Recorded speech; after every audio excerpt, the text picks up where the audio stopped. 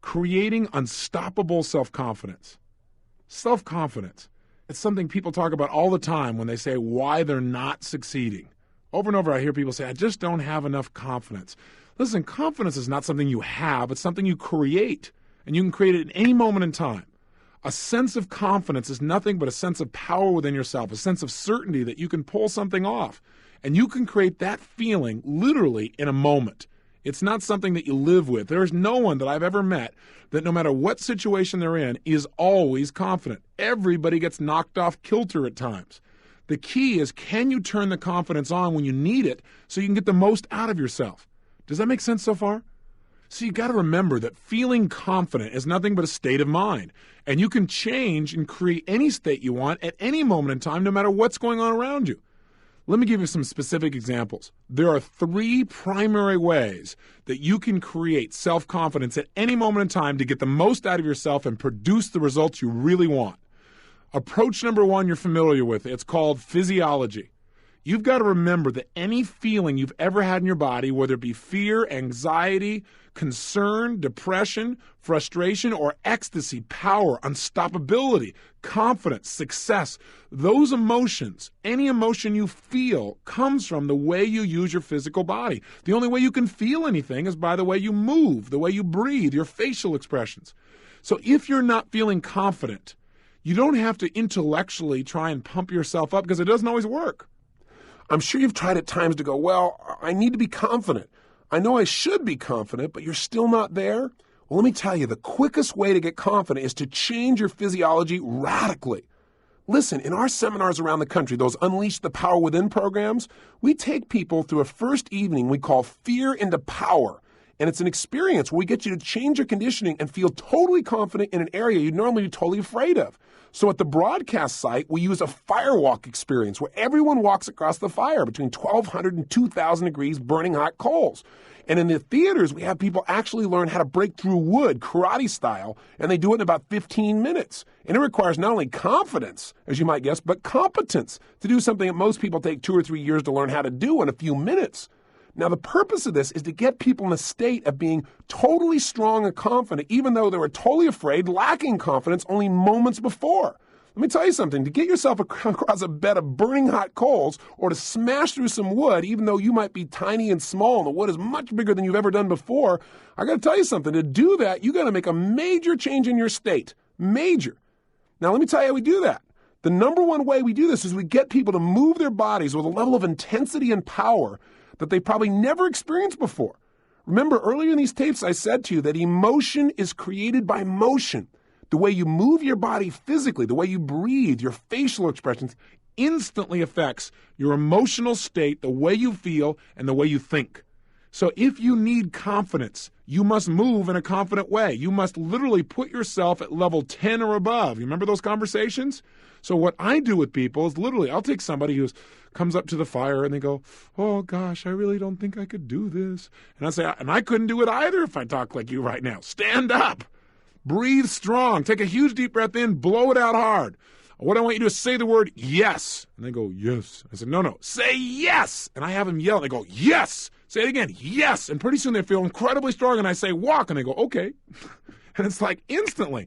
A moment ago, they were totally afraid. Now they have the confidence to do it. The only difference was changing their state of mind and emotion by changing the way they're using their body. But I do it radically. Major explosive changes. In other words, if I was going to make a gesture, I wouldn't just like reach my hand out towards you. I'd snap it out there. That's the kind of state of confidence I'm talking about. Are you following me? In other words, you've got to move deliberately as if you are absolutely, totally in control. You know you can create any result you want. If you meet someone who's confident, you know it before they open their mouth, don't you? Can't you tell by the way they move, by the way they speak? Listen, what if when you turn these tapes on, I said, I want to thank you for listening. I'm Tony Robbins, and I want to share with you over the next 30 days how you could have, absolute, total self-confidence. You can go, get rid of this guy. What am I doing? What's going on here? Who is this guy? Is he on drugs? What's the deal? See, the bottom line is I communicate rapidly because I'm confident. Is that I'm competent? No, confident. That's what I'm talking about. Hopefully I'm competent too. But the bottom line is I'm just letting it go. Out of that state of confidence, though, ideas pop up. This whole set of tapes have been designed to help you get results without limits. I didn't sit here and say, okay, now I'm going to say this, and then I'll say that, and then I'll put it in this order. I want you and I to have a relationship that moves you. This whole set of programs comes from my ability to say, I'm confident, I know I can reach this person. If I didn't believe that, you and I couldn't have this conversation right now. But sometimes I don't feel confident. Sometimes I don't feel like I know what I'm going to say next. Have you ever been there? What I do at that time is act as if I know what I'm doing, which is a useful approach. Now you might say, well, you're teaching people to be confident but not competent. I got news for you. If you're confident enough, you can develop the competence. But if you're competent and you don't have confidence, you'll never succeed. There are many competent people who could accomplish incredible results, but they're missing the confidence. Am I suggesting to you to be foolhardy? No. What I'm suggesting to you is learn how to turn on the confidence rapidly. Use enough of it to learn what you need to know to be competent and effective and produce the results. But you'd be surprised how much more you know than you realize if you really get yourself in the right state of mind. Does that make sense? Try it. Try moving your body in a confident way. In fact, try it right now. Please stand up. Again, if you're in the car, it'll be a little bit more difficult. But no, don't sit back down. Some of you started to stand up and you sat back down. Don't do that. I'm there. I'm watching. I'm telling you. Stand up, and what I want you to do is just try something. Stand the way you'd be standing if you felt unstoppably confident. Breathe the way you'd be breathing if you felt unstoppably confident. Really go for it. Put the kind of expression on your face like you'd have if you were unstoppably confident. And make some gestures. Actually, move your hands out with some power as if you're trying to make a point with real power and where you know that what you're going to say is going to be effective. And just notice how that feels. Say something. Say yes in the tone of voice of somebody who is totally confident. Don't go, yes, yes, yes, yes. Yes! With some power, and just feel how that feels in your body. Get a sense of it. Turn on more intensity than you would normally use with another person. Just feel it in your body so you feel what it's like. You want to be able to turn it on just by turning your body on. This is critical. With this as a power, you can go from being afraid to strong in a matter of moments. Now try something really stupid and silly. While you're standing there, I'd like you to walk around your room, and the way I'd like you to do that is I want you to imagine there's a cape shooting off the back of your back. I'm going to have this we call this a cape walk. Now, if nothing else has felt stupid up until now, this one is guaranteed to assist you in this process. What I want you to do is stand up, pretend there's a cape back there, shoulders are back, and I want you to walk around, just walk around in a circle, but like you got this cape flowing back there with a sense of pride and power. Now you go, I'm not going to do this. Listen, only those who are truly secure can participate in this exercise. Go for it. Try it. Come on. Walk around and just notice what it feels like. Seriously, walk around and notice how it feels to have a cape on your back.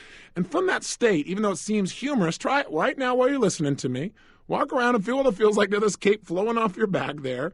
And notice what happens in terms of your confidence. Even though you may be laughing, do you feel a little stronger? Are you more upright? Do you feel more alive? Just know this. You can sit back down now. Don't sit on your cape. Bottom line is this. If you are making gestures with certainty, if you're moving with certainty, with some acceleration, with some power, if you speak with that kind of tempo, you will feel confident no matter how you were feeling a few moments ago. If you want to feel like you have a lack of confidence, move not only slowly, because slowly could still be confident and move slowly, but move with hesitation. Speak with hesitation. And within a short period of time, you can cause yourself to not only feel bored with yourself, but also to actually feel like you can't accomplish anything. In essence, remember this. Using your physical body effectively can put you in a state of confidence no matter what was happening around you. No matter how intense the situation, no matter how scary, no matter how difficult, you always have that resource. Don't ever say to yourself again, well, I just don't have enough confidence. Break out of that shell. If you don't feel like you have confidence, create it right now. It's not a thing that somebody gave you years ago. It's not something you missed out on. It's something you create by the way you speak, by the way you move, by the way you gesture. That's one. Here's number two. Control your mental focus. Remember, what you focus on is going to determine how you feel. So if you focus constantly on how things might not work out, and you look at in your brain all the possibilities of, well, what if this doesn't work, or what if that doesn't happen? If that's your mental focus, of course you're going to lack confidence. Remember, we experience whatever we focus on. So if you're focusing on how things won't work, you're going to feel the pain that you associate to that. You're going to create a tremendous amount of doubt, and then it usually becomes a self-fulfilling prophecy. You don't get what you want. Let me give you a kind of a simple example. I'd like you to try something. Please listen and please do this. What I want you to do is think of something you really want to have happen in your future, something you like to have or do or be. And what I'd like you to do is hope that you'll get this to happen in your life. Okay, try it. Think of something you really want in your life, something you really want to have happen, and hope it'll happen. Notice how it feels when you hope it'll happen. You may even notice what you say to yourself when you hope something will happen. Now, what I want you to do is get out of that state. Completely get out of that state for a second. And now let's have you think about the same thing you want to have happen in your life, but this time, I want you to expect that it will happen. Absolutely, totally expect it. Know it, okay? And when you know it's going to happen, I want you to notice what happens to the pictures in your mind as you think about it. What's different? I want you to notice the difference in your body. Absolutely expect it will happen. You expect this will occur. You absolutely know it. Now, I got a question for you. Is there a difference in how you feel in your body, first of all? And I think you'll find the answer is yes. In addition, is there a difference in even how you visualize these two things in your mind? There are several distinctions that I make usually when I ask people what the difference is between their hoping and their expecting. Invariably, number one distinction is people tell me things like, well, I noticed that when I was hoping that the picture was dim or it was dark or it was gray or it was black and white or it was two pictures. I saw myself succeeding, but I also saw the possibility of failing. Versus when I expected, I saw just one picture. I saw it happening. Interesting. When you focus on it just happening, you feel confident. When you focus on it might happen or it might not happen, you don't feel so confident. Is that fair to say? Also, when people focus on things that they're expecting, many times they put it in color. The other thing that commonly comes up is people say things like, well, when I was hoping, I felt kind of passive. And when I was expecting, I felt active. I felt like I needed to do something. Interesting. Was that true for you? The reason is whatever we focus on, we get. So if you're focusing on two possibilities, your brain is getting different neuroassociations. It's going, could be painful, could be pleasurable. Your brain doesn't know what to do. It doesn't feel confident. But when you expect and focus on one result and you say, this is what it is, I'm going to accomplish this, I expect it, immediately your level of self-confidence goes up and you feel active immediately because your brain says, hey, if I do this, I can get some pleasure in my life. Does that make sense? That's the process we're talking about. We must control our focus. And one way to do it, of course, is to control our focus by controlling the questions we ask ourselves. Invariably, people who have a lot of doubt ask questions that create it. They say things like, well, could I really get this done, I wonder? Or, God, I wonder if this will get screwed up too. Versus coming from the place of saying, how can I get this done? Or better, what's the best way I can get this done? See, when something comes up for me, if I want to be confident, I don't say, gosh, do you think I can really pull this off? I ask myself, what's the best way to get this done? And enjoy the process. Now, by doing that, listen to the presupposition there. The presupposition is my mind's going to focus on how to get it done. I'm going to start expecting it's going to get done. I'm going to feel confident. Versus saying, will it work or will it not? In which case, I start focusing on two different possibilities and I lose my confidence. Are you following me? Good. Now, third way that we can control our focus is just to change our core beliefs. And we've already talked about how to do this over and over again. If you walk around in life believing that the only way you can feel confident is if you've already accomplished something, you got a problem. You're limiting yourself to the number of things you can ever feel confident about and succeed. In other words, some people say, well, how can I be confident when I've never done it before? Listen, I feel confident in all kinds of things I've never done before. You say, well, that's because you're screwed up. No, that's not why it is. It's because I come from a belief system that says this, that if I can imagine it, I can achieve it. So if I can even imagine it, I know I can achieve it, and that allows me to be confident. Plus, I have a belief system that says, if I'm committed, there's always a way to make it work. And no matter how tough the situation is, if I don't know how to make it work, somebody else does, and I can get their help. So I come from that place, and that allows me to be confident. I know I can get help. I know if I'm committed, there's a way to do it. And I know that anything in the past I've really been able to imagine accomplishing, and finding a role model for, I can accomplish. Hey, listen, everything you do now, you once weren't good at. Everything you do now, there was a time when you had not done it. Why wait to get confident? Besides that, I know I can be confident about what I'm about to begin because I know, look, if it doesn't work out, I'll learn something, and that makes me feel confident because that learning will allow me to be better in the future. In other words, set yourself up to be able to be confident. Again, I'm not suggesting be foolhardy. I'm just telling you how to turn confidence on when you need it. And most of the time, you do need it. So a key question a lot of people ask me is, well, how can I create that level of belief? I understand I can change my body, but how can I create that belief so I wouldn't have to work at it? Well, there's a simple process that I teach people, and I call it my success cycle. And it's, for me, is my way of explaining why people who succeed seem to continue to succeed and get even stronger, and people who fail seem to go down a downward spiral. Why do the rich get richer and the poor get poorer? Not just in terms of rich or poor financially, but rich meaning mental, emotional, social, spiritual, intellectual, physiological, and financial. I put a copy of the drawing of my success cycle there on your summary. Now, if you take a look at it, you'll see that there are 4 elements that I think affect the quality of our lives. And I've got them represented there by those 4 boxes. Up in the top left-hand corner there, you should see the word potential. What's the potential of any human being? I personally believe it absolutely is unlimited. None of us even come close to scratching our real potential.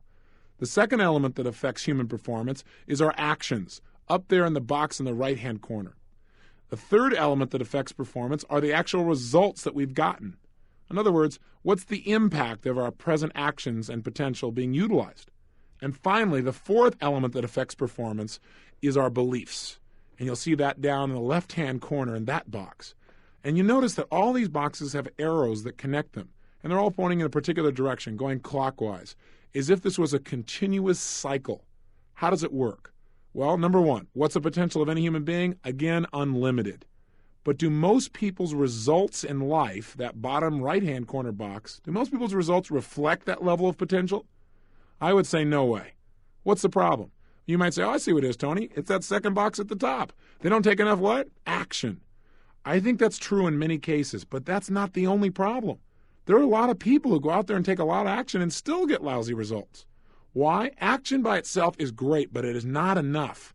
Hey, if you're in sales and you go out and make 100 cold calls because you're doing lousy, but you go out in a state of mind where you don't expect anyone's going to buy, and you turn to people and say things like, you wouldn't want to buy anything from me, would you? Maybe you don't say that verbally, but maybe your face says that because you don't expect them to. Is that going to affect your results? You better believe it's going to. You're going to get lousy results. In other words, success starts with our beliefs. If you look at that bottom left-hand box, that is the core of your performance. Think about it. See, the potential is there, but if for some reason you start out with some limiting beliefs like, well, I don't have that much self-confidence anyway, or I don't have the background, or I've never done this before, so I probably won't succeed anyway. If you have that belief, are you likely to tap a lot of your potential? Highly unlikely. Now, if you don't think you're going to succeed and you're not using much potential, are you likely to take massive action? Hardly. Now, when you tap a little bit of potential and you only take a little bit of action, what kind of results do you get? A little bit of results, if any. Now, what does that do to your brain and your beliefs? Your brain goes, see, I told you so. And now you have this reinforcing belief pattern because it points back to that experience. So what happens? You have even less belief. You tap even less potential. You take even less action if that's possible. You get even worse results. And now you're truly locked into the downward spiral to the point where now you start looking at how can you do the very least to get by. That's called death rattle to personal success. The opposite is also true too. Sometimes people have an experience in life where for some reason they get a result or something happens and they begin to absolutely believe, not just hope, but know that they can accomplish something. When that happens, whether it's because you changed your body or you had a new experience, you're going to tap a lot more potential when you know you're going to succeed, aren't you? And therefore, you're going to probably take a lot more action. Knowing you're going to succeed, you're inspired, you're going to go for it. When you take a lot of action and use a lot of your potential, what kind of results do you get? Usually great results. When you get great results, what does that do to your belief? Your brain goes, see, I told you you would succeed. And sure enough, now your beliefs are even stronger. So what do? You tap even more potential. You take massive action, and you get even greater results. What happens? Your beliefs even stronger. And now you're in that success cycle. You're in that place where you literally have momentum that drives you to a whole new level. That's how beliefs are formed. You might say, well, how can I get results, though? What do I do if I'm on the downward spiral? Well, you don't change your potential. That's always there. You don't just take action, although that's a great first step. You've got to change your beliefs, and one of the easiest ways to do that is change your results in advance. You might say, what do you mean? Well, let me give you an example. Would you please stop what you're doing right now and do this exercise with me? Change your focus and pay 100% attention. You're going to like this. Here's what I want you to do. Please stand up just for a moment. Come on, stand up there. Come on. And what I'd like you to do is put your feet together so they're pointing straight ahead. Then what I want you to do is just take your right arm and bring it straight out in front of you and point your right index finger directly in front of you. So you're pointing straight ahead. When I say now, what I'd like you to do is turn clockwise as far as you can comfortably without stretching yourself or pushing yourself or really hurting yourself, okay? Ready? Go ahead and turn clockwise now as far as you can and just notice where you end up. Good. Now come back again. Okay, drop your right arm, close your eyes, and what I want you to do is something really simple, some simple neuroassociative conditioning. Now, it's going to be simpler than anything we've done so far. All I want you to do is imagine that you're bringing your right arm back up again, and I want you to imagine it so vividly that you actually feel as if and see your hand coming up in front of you, straight out, pointing in front of you again. In other words, don't actually do it, but make it so real that it feels as if it's happening and you can see it occurring. Then in your mind's eye, see and feel yourself turning clockwise again, only this time going twice as far. And make it effortless and expect to enjoy it. Good. And then come back around in your mind, and again in your mind, see and feel your arm coming up in front of you with your finger pointing straight ahead. And when I say now, turn clockwise and see and feel. No, don't actually do it, but make it so real it feels like it's happening. See and feel yourself again, turning, and this time going 3 times as far as you did the first time. Excellent. And now do it a 3rd time. Do it very rapidly and feel and expect yourself to go almost 4 times as far where you turn almost all the way around. Very good. Now, open your eyes. Bring your right arm back up physically this time with your finger pointing straight ahead. And when I say now, turn clockwise and go as far as you can without hurting yourself, and watch how much further you go this time. Go for it. If you're like most people, you've gone much further. In fact, the average person goes at least 1/3 further than they did before. So I got a question for you. Go ahead and have a seat. My question is this. What happened here? Did your potential change? No, you always had the potential to turn that far. Did you make major changes in your actions? No way. You didn't make major changes in your actions, but your results did change. Why? Because by rehearsing in your mind over and over again, you conditioned your mind to believe, to feel certain that it could go much further. You created an association in your nervous system that said, this will feel good and I can go further. And now you've gone much further. In fact, if you did it again, you could go even further again. So this is a perfect metaphor for what has to happen in life. If you want to succeed, you need to rehearse over and over succeeding until it's so real for you, your brain begins to believe it. Now you'll tap more potential, you'll take better action, and in real life, you'll get better results. Then it'll reinforce your belief, and now you're off and running. Does this make sense?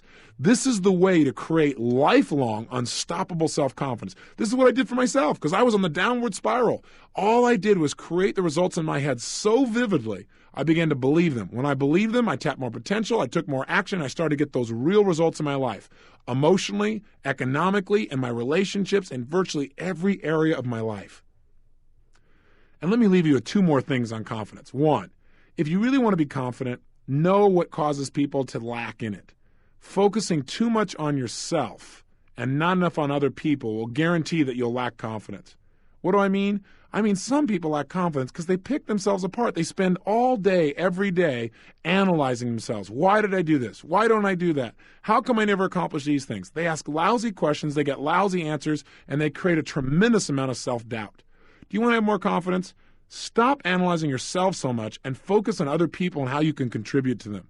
And as you start giving to other people, you'll feel more confident about what you can even do for yourself. Does that make sense? And finally this, you can feel confident if all you do is remember some of the things you've accomplished in your life. You are a successful, competent person. You've done a lot of things in your life extremely well. No matter who you are or what your background is, there are things in this world that you are really good at, things you've really accomplished in your life that you've got to be proud of. Every human being I meet, I know is my superior. Because I know all of us in life have focused our attention on various things, and whatever you focused on a lot, you're good at. And every human being I meet in my life, I know that I'm superior to in some way as well. And that makes me feel confident as well, knowing I can learn from other people and that I can give too. So in order to help yourself really have reasons to feel confident, not just put yourself in state, but to feel like you got reasons, all you've got to do is manage your memories better. Pull out some of your memories of tough situations in your life where you didn't think you could pull it off, but you turned it around. You have some of those, don't you? Situations where you thought, I could never figure a way to pull this off, and yet you did. You need to remember more of those and less of the times when you felt overwhelmed. What I want you to do is take out your success journal, and your assignment for today is simple. I want you to come up with 5 of your greatest successes in life. Things where you've really turned it on. Maybe some situations where it looked really dark, looked really difficult, and you didn't know how you're going to pull it off, but you did. And all I want you to do is write down a paragraph or so about each one of those. In other words, pull out of your memory files some of the references that can show you that you deserve to be confident, that you're competent and confident that you can make things happen even in the toughest of times. And use those examples to remind yourself in the future that whatever's going on, you can find a way. Do that today and have some fun filtering through your memories and picking 5 of your favorites. Till tomorrow, live with passion.